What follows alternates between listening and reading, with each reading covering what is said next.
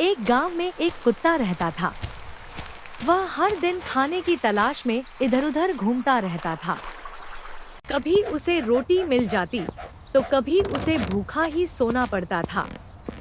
एक दिन वह सुबह से बहुत भूखा था। उसने पूरे गांव में घूमकर देखा, लेकिन कहीं भी उसे खाने के लिए कुछ नहीं मिला।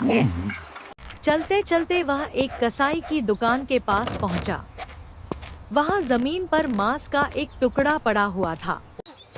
कुत्ते ने इधर-उधर देखा, कोई भी आसपास नहीं था। उसने जल्दी से मांस का टुकड़ा अपने मुंह में दबाया और वहां से भाग गया। वह बहुत खुश था। उसने सोचा, आज तो मुझे बहुत स्वादिष्ट खाना मिला है। मैं इसे किसी शांत जगह पर बैठकर आराम से खाऊंगा।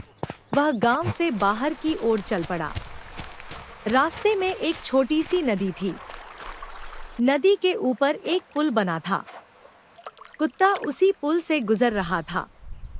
नदी का पानी साफ था। जब कुत्ते ने नीचे पानी में देखा, तो उसे पानी में एक और कुत्ता दिखाई दिया। उस कुत्ते के मुंह में भी मांस का टुकड़ा था। असल में वह कोई दूसरा कुत्ता नहीं था, बल्कि उसका अपना ही प्रतिबिंब था। लेकिन कुत्ता यह नहीं समझ पाया। उसने सोचा, अरे, इस कुत्ते के पास तो मुझसे भी बड़ा मांस का टुकड़ा है। अगर मैं उसका मांस भी ले लूं, तो मेरे पास 2 टुकड़े हो जाएंगे।